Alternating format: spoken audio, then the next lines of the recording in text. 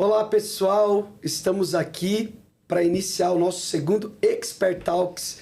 Estamos muito animados porque hoje nós vamos falar sobre saúde relacional no trabalho com dois especialistas incríveis aqui que daqui a pouco eu vou apresentar para vocês.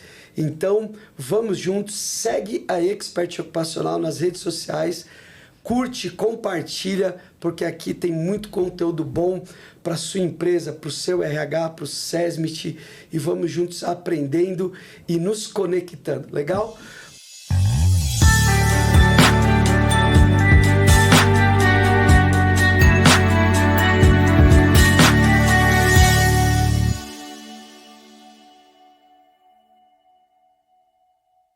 Bom dia, eu estou aqui com a Bruna e o Rodolfo, fundadores do De Pessoa para Pessoa. E que bom que vocês estão aqui, meus amigos, muito legal. Nós os conhecemos recentemente, num dos eventos aí do segmento, e foi muito legal, rolou uma conexão, a gente tem conversado muito. E é isso, né, pessoal? Vamos lá entender o que o De Pessoa para Pessoa tem feito nessa questão das relações e da saúde no mundo corporativo, legal? Então é isso, conta um pouquinho pra gente sobre vocês, sobre o De Pessoa para Pessoa. O pessoal deve já estar curioso. Vamos lá, muito bom, pessoal, sejam bem-vindos aqui ao Expert Talks. Obrigada pelo convite, Luiz. Sim, a gente se conectou recentemente num evento e eu acredito muito no poder das relações, das conexões humanas, né? E eu tô aqui porque a gente se conectou num evento e é isso, né? O que será de nós se não fossem as nossas, né? O que seria de nós se não fossem as nossas relações, a nossa comunidade. E eu sou a Bruna, então eu sou mãe da Luísa, de 13 anos, do Luca, de 11.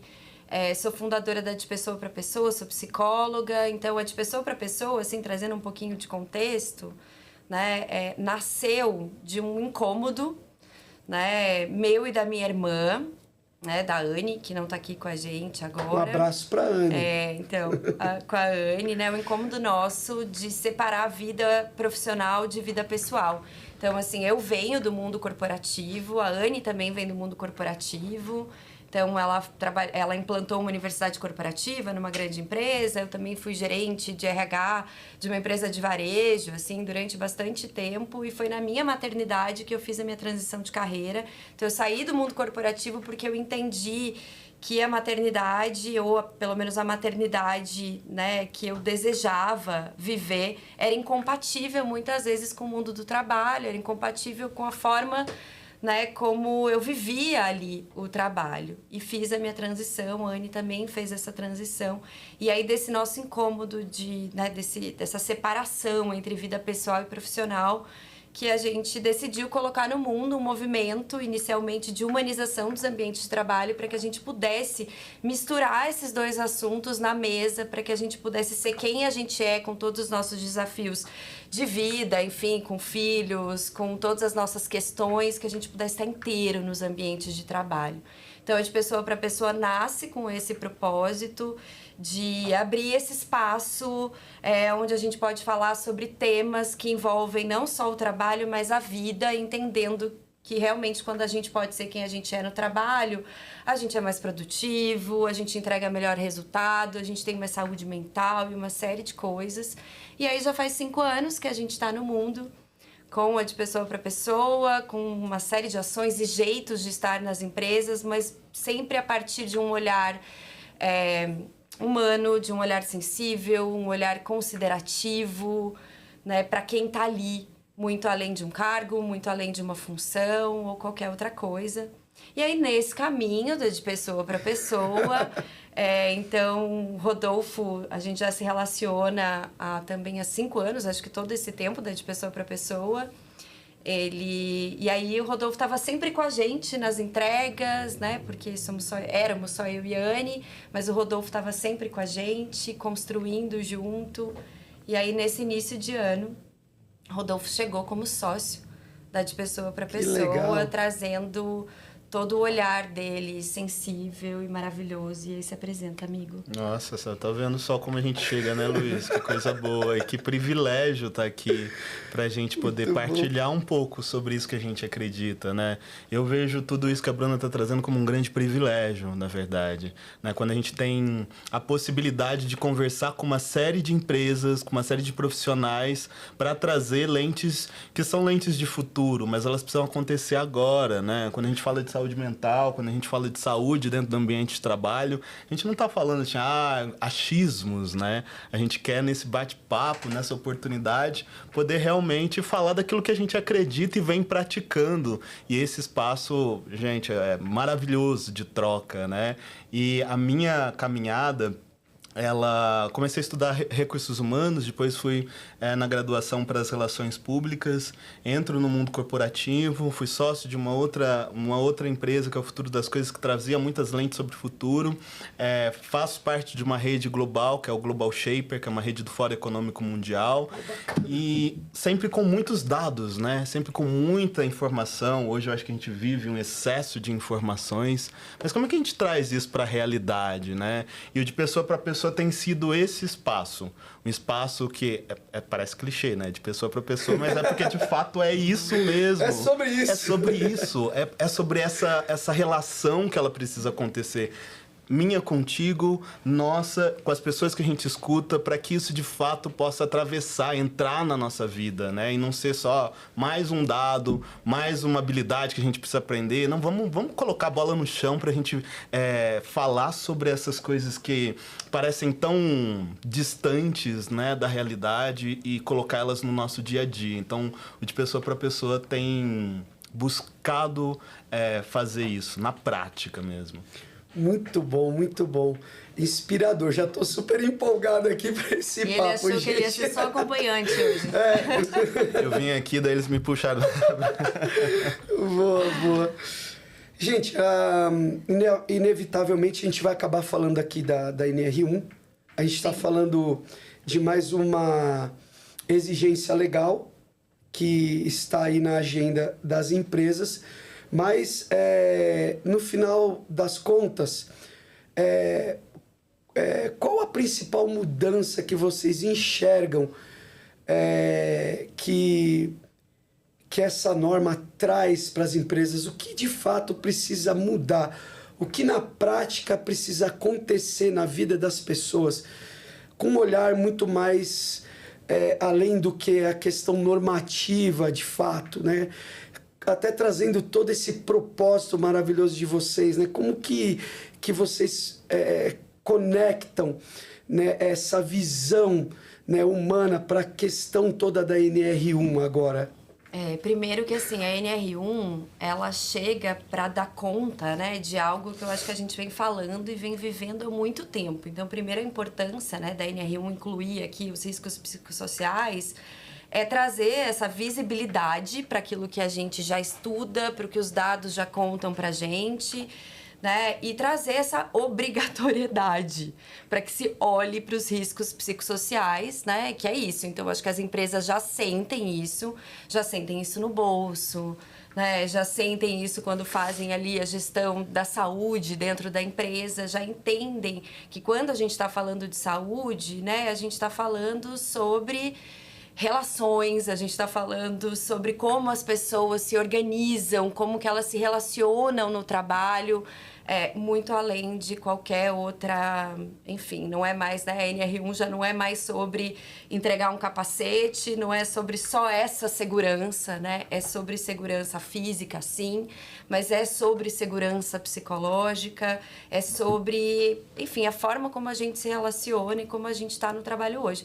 Então, a NR1, ela também vem para trazer essa responsabilização, né, que é coletiva. Então, assim, ela desloca mesmo a saúde mental do indivíduo, né, porque eu acho que a gente sempre olhou para a saúde mental num lugar muito individual, né? Então, se você tem um sofrimento, se você tem ali alguma questão, inclusive você não pode levar ela para o teu ambiente de trabalho porque ela é sua. Então, você que trate isso, sei lá, na sua terapia, você que busque recurso para lidar com isso, e aí se ignora o contexto que essa pessoa está inserida, e ela está inserida a maior parte do tempo da vida dela, né? Então, se a gente pensar em quanto tempo a gente está dormindo, quanto tempo a gente está se deslocando, quanto tempo a gente está no trabalho ou está com outras relações, o trabalho ele ocupa, né, um espaço central na nossa vida. Então, como que a gente pode ignorar esse contexto? Então, a NR1 faz isso, ela tira do indivíduo e ela leva essa responsabilização para o coletivo. Então, é muito importante, né, quando a gente sai mesmo de um lugar subjetivo e vai para um lugar de não, agora a gente precisa mapear riscos. Então, agora a gente precisa olhar para isso e aí não tem como, a gente precisa fazer algo com isso.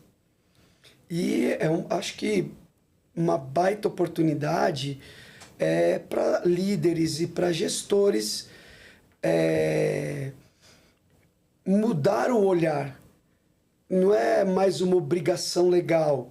É possível se beneficiar de algo que talvez possa inicialmente parecer, eu tenho mais uma obrigação aqui para cumprir, tem mais algo algo legal que estão exigindo de mim, né? Faz sentido?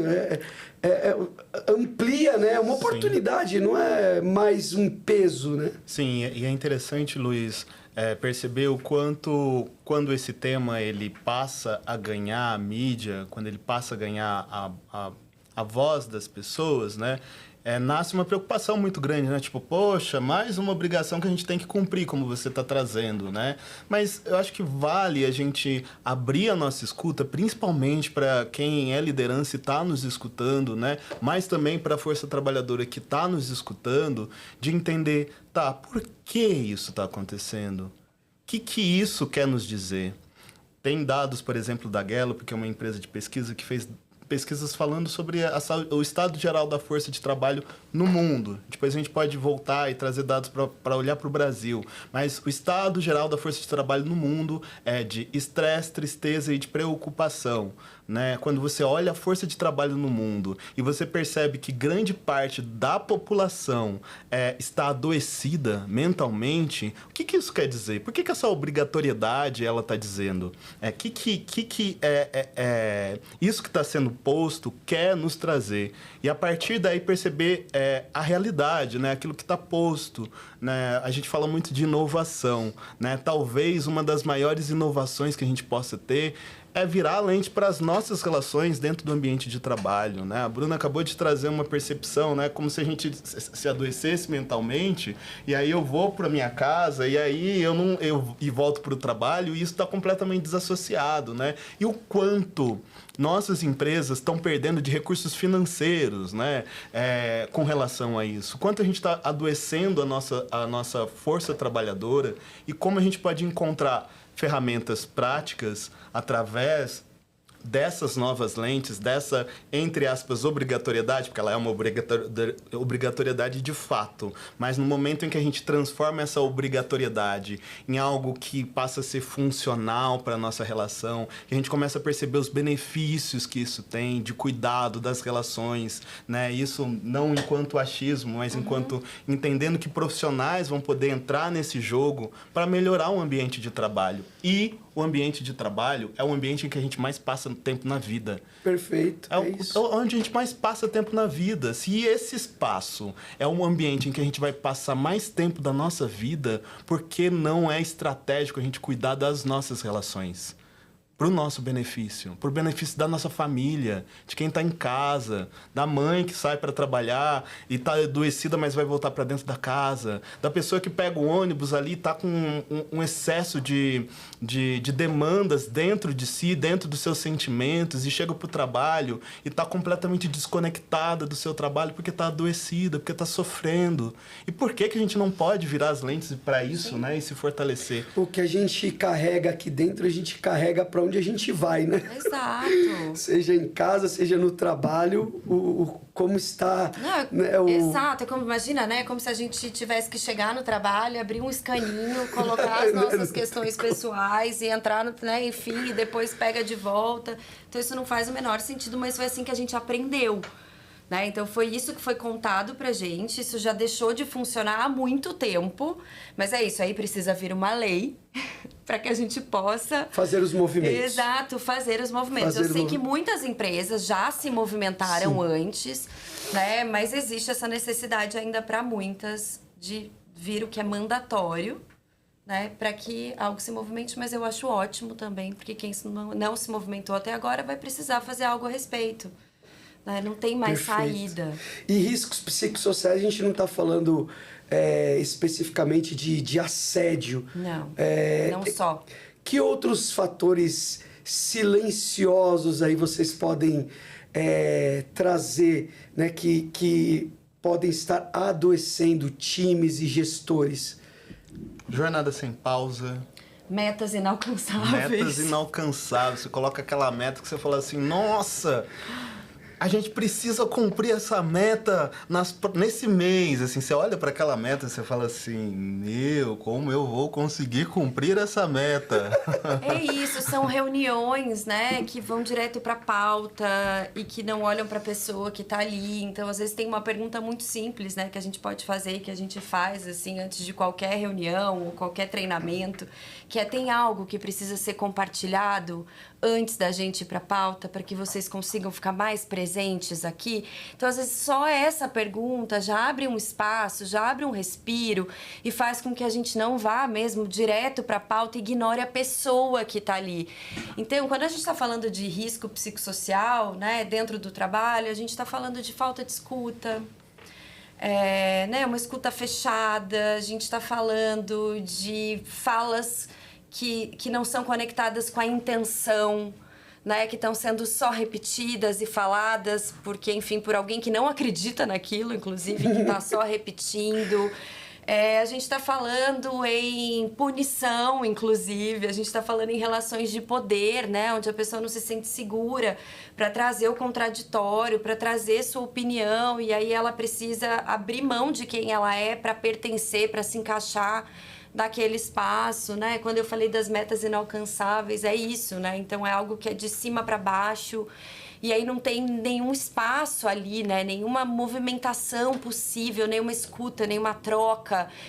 Falta mesmo de diversidade de opinião, né? Então a gente ficar ali com uma única opinião de quem detém o poder, isso a gente perde em inovação, perde em criatividade, né? E aí se tem alguém que tá ali, que tinha alguma criatividade, que tinha alguma autoestima, que tinha alguma autoconfiança, isso vai sendo minado, né? E aí com isso vai embora a nossa saúde mental, vai embora um monte de coisa. Eu sou de uma geração, em 97, 98, eu atuei muito tempo na área comercial e a gente falava que todo mês, no dia primeiro, a gente começava o mês demitido. Olha a consciência.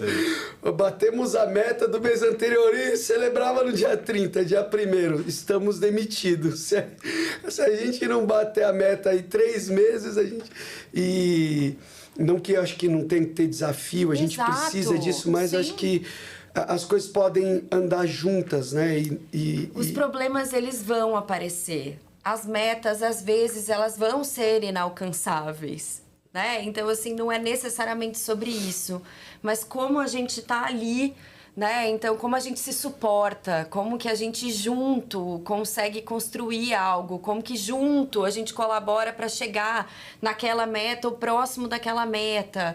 Então, é muito mais sobre quem tá junto com a gente nesse caminho do que sobre qualquer ausência de problema ou ausência de meta, né? Não é esse lugar que a gente tá falando, esse lugar romântico, né? Onde a gente não tem a meta, onde a gente é amigo. Então, tem uma conversa, Luiz, a gente teve uma conversa, né, esses dias. E aí, eu não me lembro qual foi a provocação que você fez, mas você fez uma pergunta, né? Quando a gente tem... às vezes, quando a gente coloca as relações no centro, a gente pode se descuidar do negócio. Acho que foi algo assim que a gente falou, né? E aí eu trouxe para você que eu acho que muitas empresas e muitas pessoas ainda têm uma visão errada do que é cuidar das relações. Né? Então, cuidar da relação não é aceitar tudo, né? Não é ali, tá bom, não veio, não veio. Né, tem alguma questão, tudo bem, né? Então, sei lá, não precisa vir trabalhar e é isso. Né? Então, não é esse lugar. É um lugar, né? Essa relação que a gente está falando aqui é uma relação de transparência. É uma relação que tem limite, é uma relação que tem contorno, é uma relação que tem congruência, é uma relação que tem consideração. Né? Inclusive, aonde eu posso dizer para outra pessoa, né? Olha, até aqui foi, aqui não dá mais, aqui é o meu limite, porque aqui a gente tem uma regra, aqui a gente tem uma norma, porque aqui a gente tem uma meta para ser atingida, mas tudo isso cuidado na relação. Né? Então, não é uma ausência de limite, não é qualquer coisa.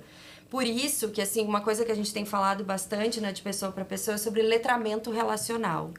Né? Porque quando a gente fala de relações, as pessoas têm uma imagem do que é uma relação e, sei lá, acho que cada um vai para a referência da sua família, de origem, né? Sei lá, da sua comunidade.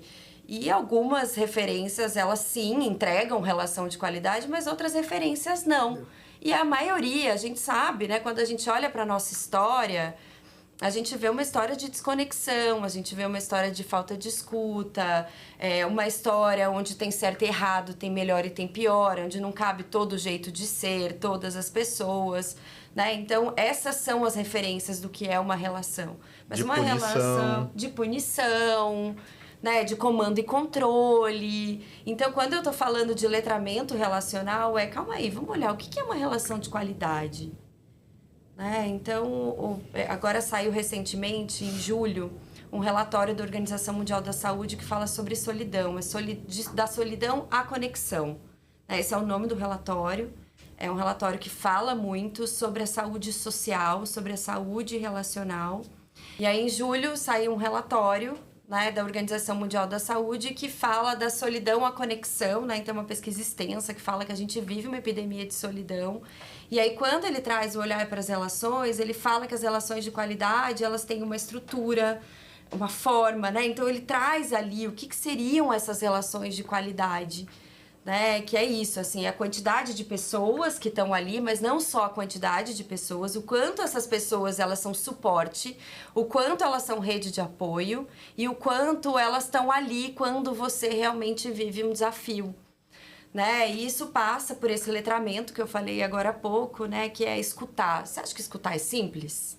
Né? Todo mundo sabe escutar? Não, todo mundo sabe, né? A maioria das pessoas, enfim, muitas pessoas né? Escutam bem, mas não em profundidade, né? Então, tem uma teoria, que é a teoria U, e o Rodolfo sabe falar um pouquinho melhor até sobre ela, e aí ela traz 4 níveis de escuta, né, dentro da teoria. Traz um primeiro nível de escuta, que é o nível de escuta que a gente geralmente opera, que é aquele nível de escuta de elevador, assim, oi, tudo bem, enfim, você tá ali... Sem muita atenção. Sem muita atenção. Concentrado. Tem o segundo nível de escuta, que aí já tem algum debate, você ouve, mas você ouve ali num lugar de resposta. Tem o terceiro nível, que é uma escuta empática, uma escuta onde você já consegue se aproximar um pouco mais da narrativa do outro. E você começa a abrir mão das tuas narrativas para se aproximar da do outro. E tem o quarto nível de escuta, que é a escuta generativa, que é uma escuta que você abre mão das suas verdades e você tá ali presente, inclusive você refaz conceitos, e você tem ali é um momento de insight, é um momento das eurecas. Então, assim, escutar não é aquilo que a gente está acostumado, não é o nível 1, não é o nível 2. Escuta, a gente está falando de nível 3, nível 4, e para isso a gente precisa treinar. A gente, às vezes, precisa ir para uma sala, sentar em roda, né, Rodolfo? Abrir uma roda e ficar ali, treinando essa escuta. Abrindo mão do julgamento, né? Porque geralmente é assim, a gente senta numa sala para conversar, se tivesse um julgômetro, sei lá como é o nome, alguém começa a falar, o nível de julgamento começa a subir, a escuta começa a fechar, né? E aí como seria a gente exercitar e baixando esse julgamento para escutar o outro? No final das contas é muito também da prática de tudo isso, como você trouxe, né? Do exercitar, porque a gente está falando que o Brasil, se já não é o maior, é um dos maiores... um dos países mais ansiosos do mundo. E a forma como a gente organiza o trabalho, eu acredito que tem também um impacto direto nesse número. Como as coisas acontecem ali na dinâmica do dia a dia do trabalho. Talvez essa dinâmica que a gente precisa encontrar novos aprendizados, novas maneiras de fazer, reconstruir o paradigma. Mas para isso, eu acredito que existem muitos líderes, gestores e pessoas dentro do ambiente de trabalho que estão dispostas a isso, mas elas não conhecem o caminho. Perfeito. E quais são as ferramentas, né, para fazer funcionar. E aí acho que traz um pouco disso que vocês estão comentando e até das ferramentas que vocês aplicam e por aí vai, né? Não, com certeza, Luiz. E eu acho que até antes de abrir para falar da prática, eu acho que é muito importante compartilhar. Acho que chamar a atenção de quem está escutando a gente, chamar a atenção de quem tiver acesso a essa informação que a gente está compartilhando. Vocês estão falando de sentimento, relação, uma coisa que é meio, tipo, invisível, subjetiva. No final do dia, se eu não bater a minha meta, eu não vou conseguir, sabe? Então a gente está partindo desse lugar para dizer que, imagina você, Luiz, tá na praia. E daí você olha assim, você chega bem na pontinha assim da praia, assim, entra um pouquinho nela, daí você tá olhando aquele mar lindo, assim, e daí você vê uma onda. Daí você olha aquela onda e você fala assim, nossa, que mar incrível, né? E essa onda começa a crescer. Daí você fala assim, nossa, parece que essa onda tá ficando grande. Daí ela fica maior ainda, daí você vira para sair. Só que quando você vira, a onda te bate, assim, nas suas costas. Foi engolido. Tem alguém filmando, você já virou meme. Né? Você já caiu ali. Só para trazer essa perspectiva de que se adaptar por si só é estar atrasado. O que a gente está falando aqui é de antecipação. Se antecipar. A NR1 está aí. O ano que vem a gente vai vivenciar isso. Tem organizações e empresas que já têm se preparado e que isso já é uma prática. E que isso que a gente está colocando aqui não é achismo, não é eu acho que... Não, a gente, a partir desses dados, a partir dessa realidade que está posta, a gente quer convidar as pessoas a se movimentarem em direção a esse futuro que está próximo. Se direcionar a um futuro que seja bom para todas as pessoas trabalhadoras. E principalmente para quem emprega também. Porque... uma vez que isso está posto, né, a NR1 quer trazer como se a gente colocasse um holofote naquilo que é invisível, naquilo que a gente não consegue ver. Só que uma vez que a gente está vendo, se a gente está vendo que as pessoas estão se adoecendo, o que a gente faz com isso? A gente fica passivo, isso não é minha responsabilidade. Eu acho que daqui a pouquinho a gente consegue trazer algumas práticas que a gente tem vivido dentro das empresas para dizer, vamos surfar em cima dessa onda, para que essa onda ela não nos derrube, para que ela nos traga um mar lindo, límpido, onde todas as pessoas trabalhadoras, e pode parecer utópico isso, porque está num horizonte muito distante, mas se a gente consegue se organizar enquanto pessoas dedicadas a se comprometer consigo, não simplesmente com uma inteligência artificial, com os dados, não, tudo isso também, mas o nosso foco ele precisa ser profundamente olhar para o nosso desenvolvimento humano. E aí eu ia falar que eu acho que tem um primeiro passo super importante, sabe? Que é as lideranças, enfim, as pessoas que estão dentro das empresas reconhecerem que não sabem.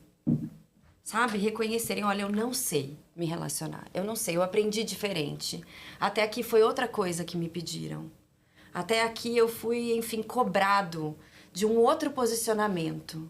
Então eu não sei. Então tem esse processo mesmo, né? Desse reconhecimento do eu não sei e eu preciso de ajuda.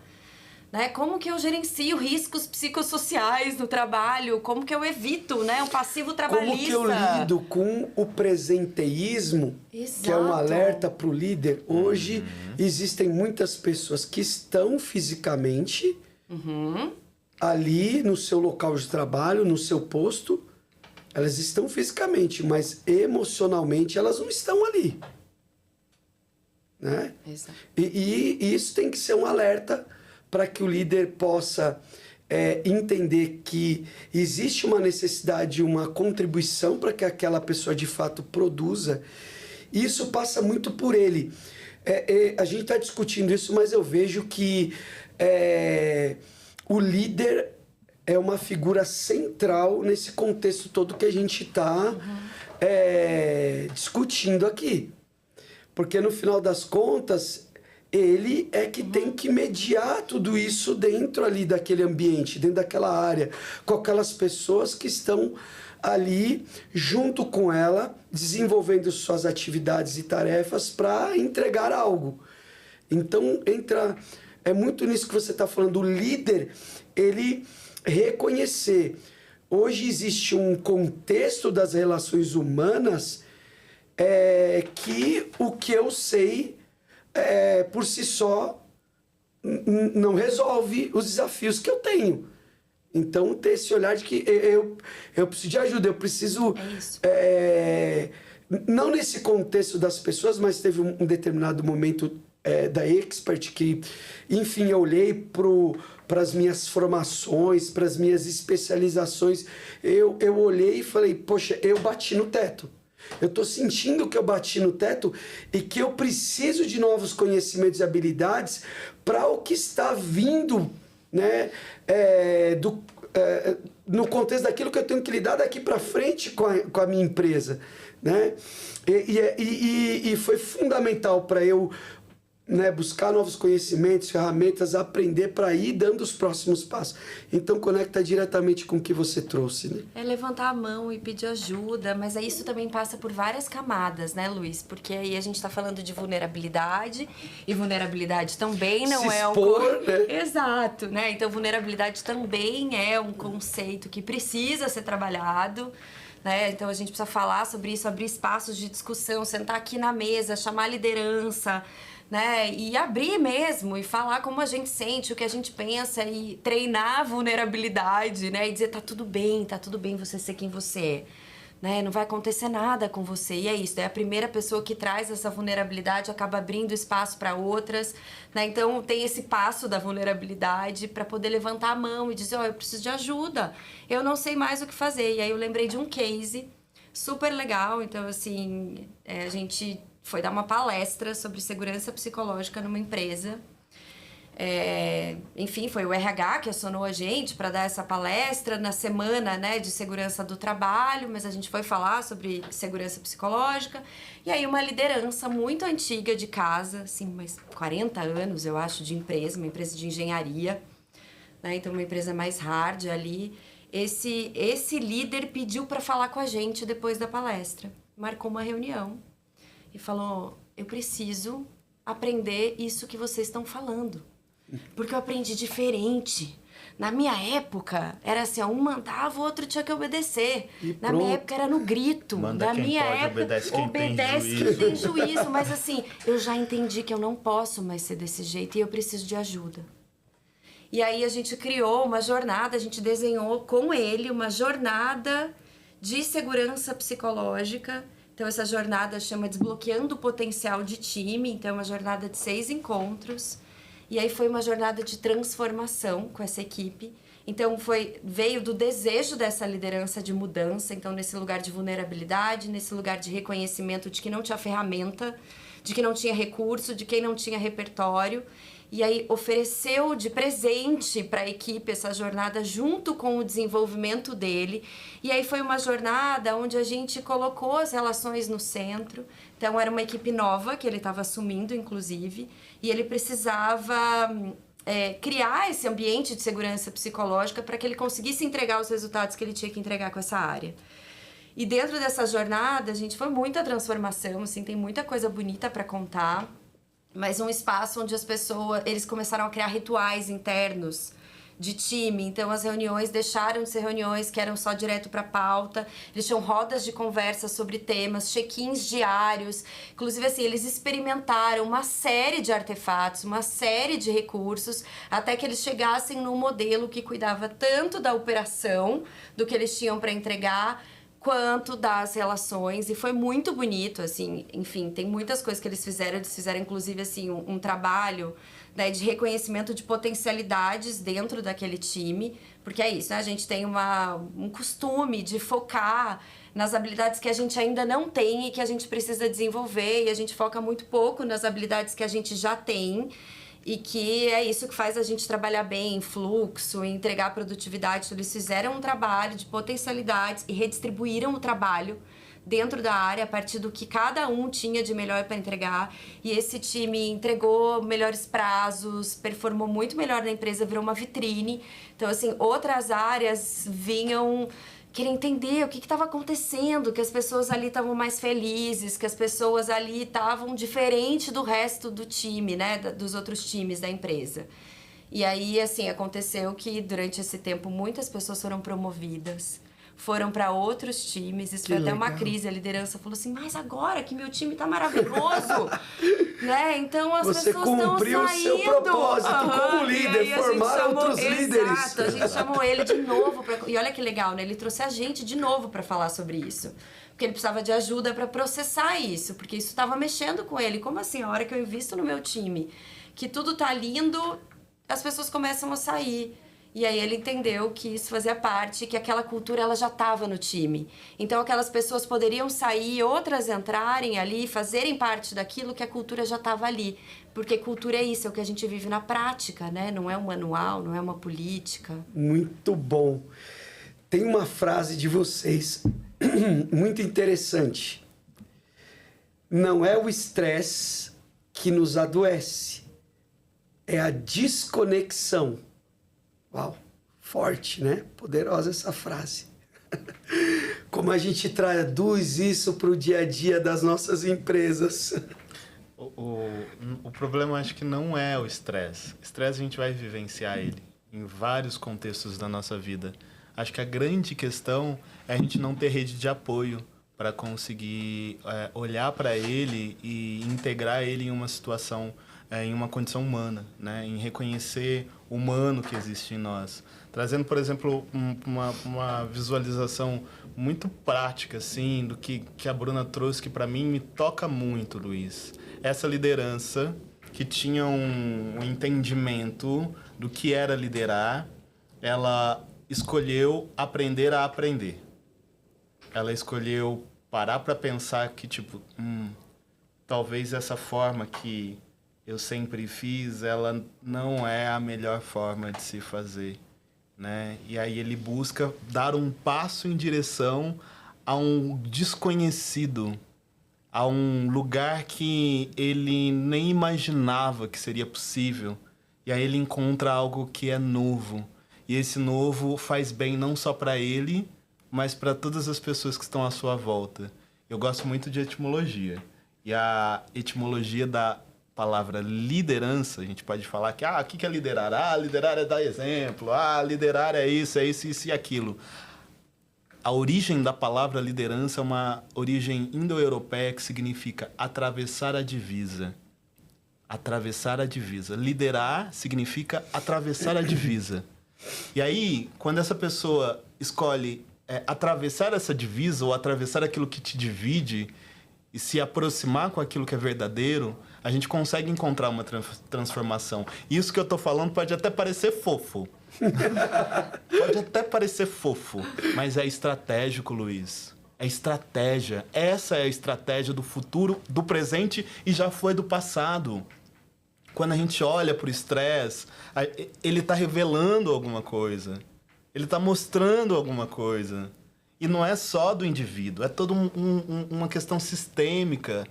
Tem várias coisas envolvidas. E é sim problema do indivíduo, é sim problema da empresa, é sim problema da nossa sociedade, é sim problema do governo. Mas o que a gente faz a partir disso, né? A gente vai para a ideia de separatividade, onde você resolve os seus problemas. Você tem os seus B.O., Luiz.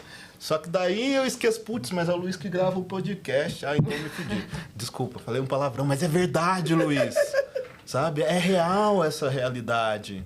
Essa realidade é real, é redundante, né? Mas é porque é real, é de verdade. Acontece na minha vida, acontece na vida de quem tá escutando a gente. Verdade, verdade. Muito bom, muito forte isso, né? E você sabe, Luiz, que eu costumo dizer que a gente sustenta uma mentira coletiva, assim. Então, quando a gente entra, né? Por exemplo, a gente entra numa sala E aí as pessoas, né? Tá todo mundo bem? Tá todo mundo bem, Tudo bom. né? Tá tudo funcionando, tá tudo ótimo, né? E esse jeito que a gente trabalha, não, tá ótimo. E aí você faz uma pesquisa de clima, tá maravilhoso. Você faz uma outra pesquisa lá, tá incrível. Aí você começa a tirar as pessoas da sala uma por uma, no individual. E aí você olha no olho da pessoa e pergunta: tá tudo bem mesmo? Aí a pessoa fala: não. Aí vem a segunda: não. Mas coletivamente a gente continua sustentando as mesmas mentiras. A gente continua dizendo que tá tudo bem, que aquele clima tá ótimo, que a gente tem segurança psicológica. Então tem assim algumas empresas que têm procurado a gente. E eu acho isso muito legal. A minha pesquisa aqui tá dizendo que a minha segurança psicológica tá ok, os índices estão altos. Tá tudo certo. Mas não tá. Então já tem algumas pessoas, algumas empresas nesse lugar, mas não tá. Então eu queria que você viesse aqui e fizesse alguns grupos focais. O que é grupo focal? Acho que Né? vale dizer pra Então pessoa. grupos focais são grupos de escuta, né? Então onde a gente vai nesse lugar, nesse campo, assim, do sutil, do perceber as tensões, do abrir esse espaço de segurança, onde as pessoas se revelam. E é interessante, né? Porque algumas empresas duvidam que as pessoas vão falar quando elas estão numa roda de conversa ou num grupo focal. Né? Olha, Se não sei qual é a não existiu mágica. A, né? Exato, as pessoas, mas assim, algumas empresas falam assim: olha, e se rolar silêncio? E se as pessoas não quiserem falar? E aí eu falo: confia, porque a nossa experiência conta que quando as pessoas se sentem seguras, num ambiente seguro, as pessoas trazem aquilo que, de verdade que elas estão pensando, que elas estão sentindo. Né? Então, assim, algumas empresas já têm sacado isso e já têm falado: esse número aqui tem alguma coisa aqui que não é isso. Então, a gente abre esses grupos focais e então a gente consegue ter uma escuta qualificada, a gente consegue trabalhar com dados quentes. E eu acho que isso também, quando a gente está falando de risco psicossocial, os dados quentes, que são esses dados que estão ali, vivo, nas pessoas, a partir das histórias, elas geram muito valor pra gente, para que a gente consiga desenhar melhores estratégias. Porque se a gente fica com o número seco, a gente está correndo muito risco de gerar uma série de passivos para a empresa, e aí as empresas já estão sentindo isso no bolso, não é de hoje. E a gente esquece que número de dado tem cor, tem temperatura, tem territorialidade. Então, quando a gente faz uma pesquisa, e essa pesquisa nos traz alguns dados, é muito legal. E o que a gente mais tem entendido é, nossa, foco em dados, né? Foco em dados. Sim, foco em dados. Mas o que eu faço com esses dados?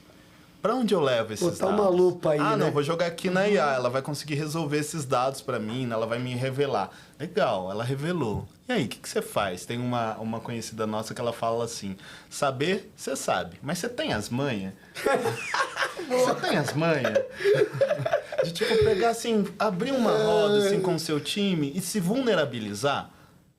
Sabe? Você tem as manhas?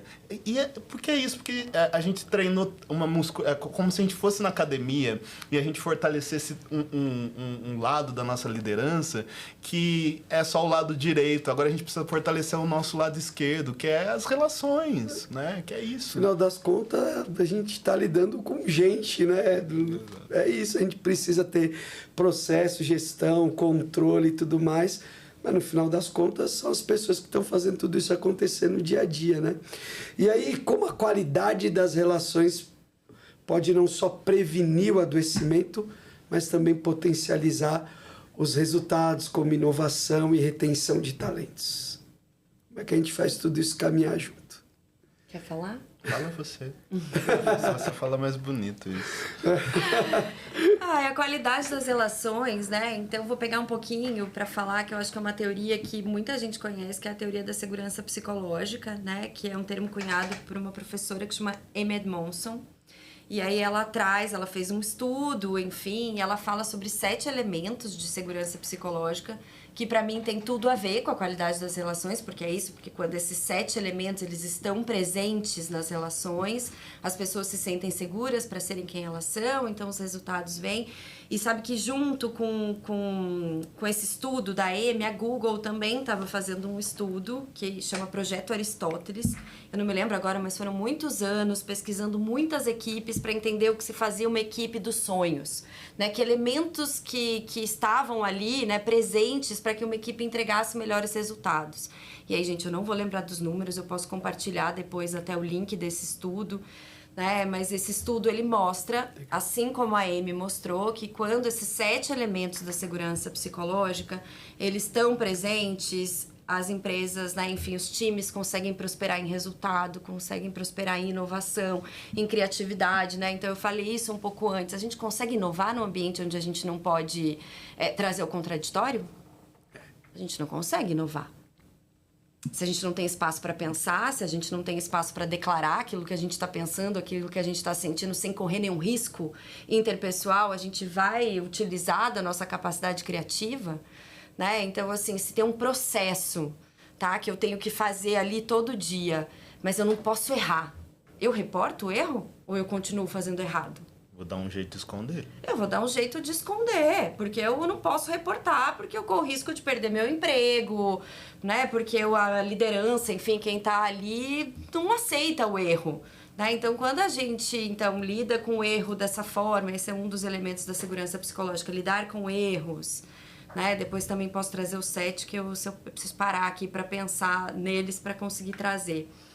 Mas, assim, pedir ajuda é um dos elementos de segurança psicológica. Mas, poxa, se a gente não tem espaço de vulnerabilidade, como é que eu vou pedir ajuda? Eu vou dizer que eu não sei? Né? Eu vou sentar ali com o meu colega de trabalho, com a minha liderança, ela vai dizer, eu preciso que você faça isso aqui, isso aqui, isso aqui. Eu digo que eu não sei? Eu peço ajuda? Eu chego e falo, Luiz, olha, você me pediu para eu fazer isso aqui, mas eu não sei, eu preciso de ajuda. Vai pedir ajuda.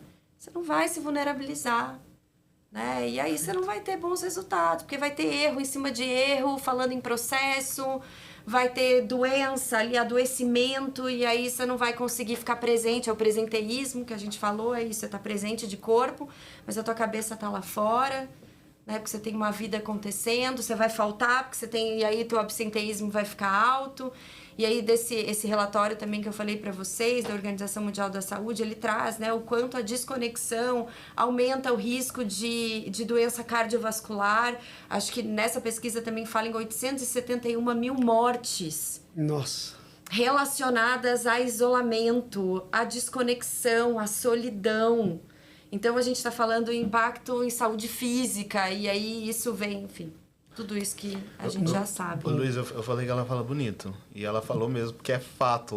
Mas olha que incrível isso. E isso não é só responsabilidade da liderança. Não. Não é. Se a gente fala assim, a liderança é responsável pela segurança psicológica do seu time. Esses estudos mostram que se existe uma pessoa dentro desse grupo... e que essa pessoa, independente do cargo que ela ocupa, ela não permita que as pessoas consigam ser elas e na sua integridade, esse grupo não é um grupo que está seguro. Exemplo, sei lá... No final das contas, começa com cada um de nós, né? Uhum.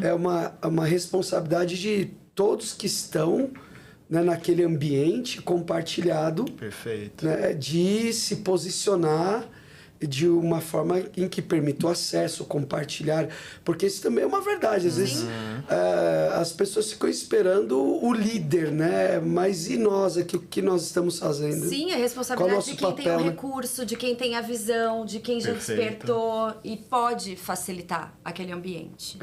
E é isso, e às vezes isso vai vir da liderança, mas isso às vezes vai vir de alguém que está ali no time, né? Mas que já acessou esse conhecimento e pode se tornar um facilitador. Boa.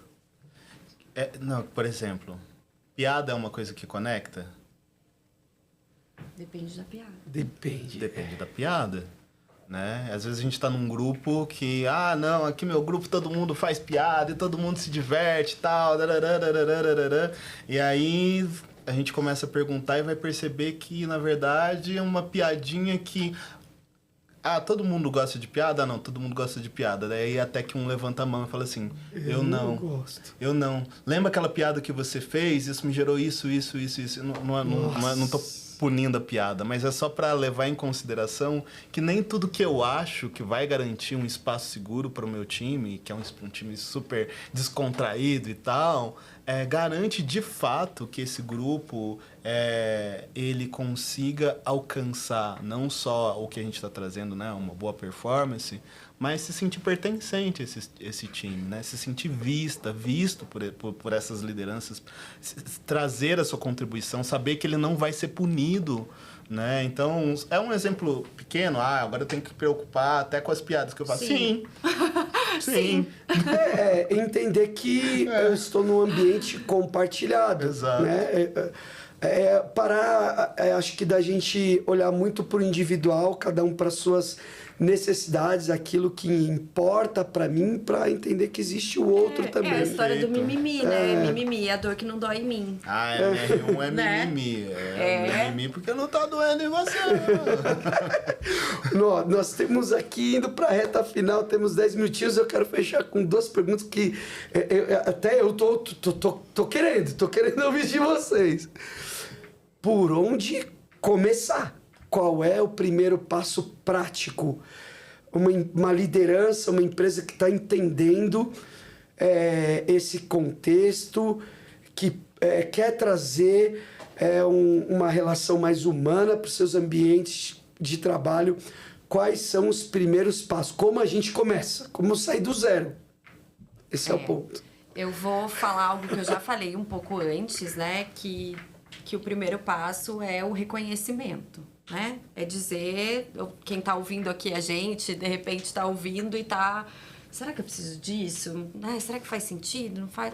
Não, reconhecer. Eu preciso disso, eu preciso de ajuda, eu preciso trazer esse olhar para minhas relações, eu posso achar que eu sei, mas eu também, enquanto eu não tô com a minha equipe, eu não checar, talvez eu também não saiba, né, como as pessoas estão. E aí, a partir desse primeiro passo, que eu acho que é esse reconhecimento, tem, às vezes, pequenos passos no dia a dia, Luiz, que dão conta disso, que é escutar as pessoas, que é, enfim, perguntar como você tá de verdade, abrir uma reunião, né, ali, sei lá, numa plataforma, né, quando a reunião é virtual, ou aqui numa mesa, e antes de começar a reunião, antes de ir para a pauta, abrir esse espaço de conversa. Como é que a gente tá?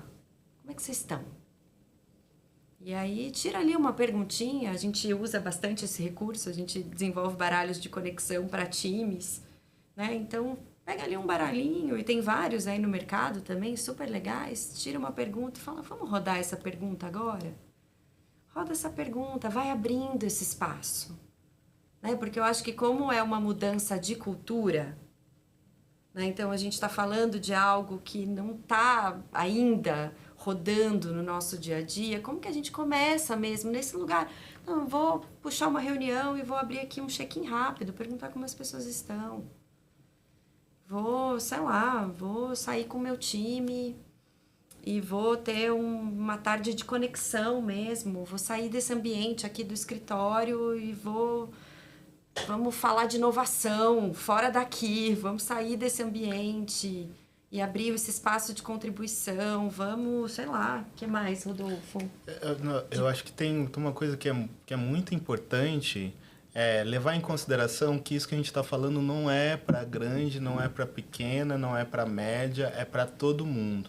Né? Todo mundo é muita gente, porque é muita gente mesmo, né? Então, eu tenho um time de 3 pessoas, beleza, tem pessoas ali, né?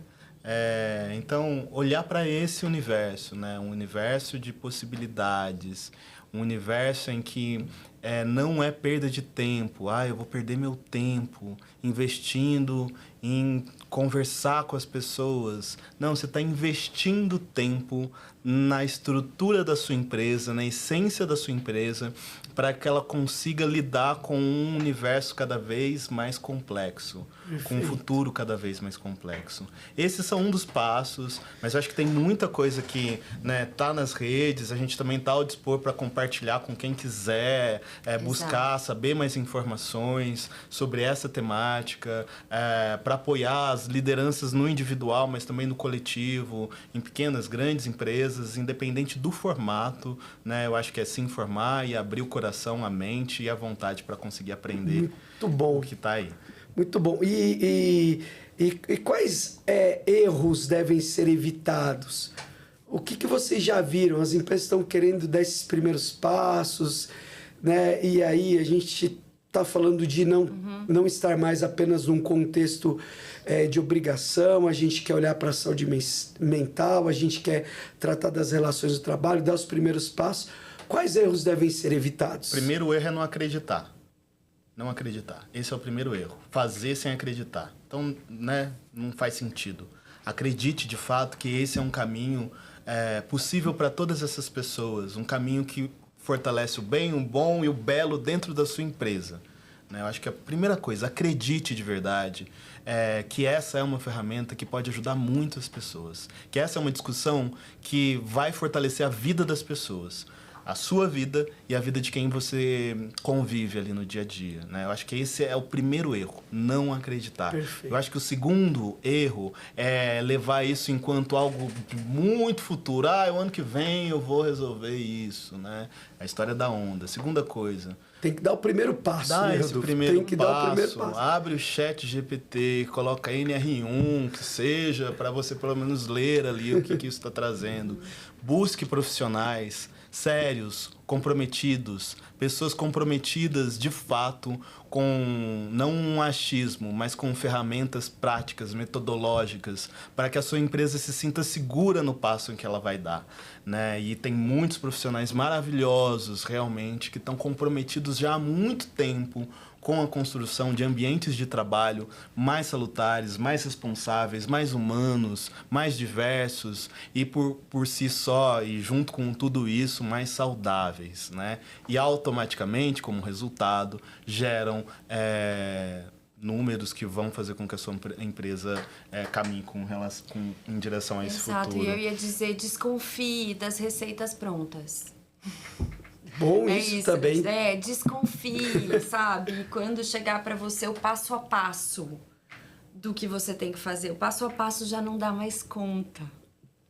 Né? Esses dias eu amo um passo a passo, eu sou um cara de processo. Pois é. Aparece um passo a passo para mim.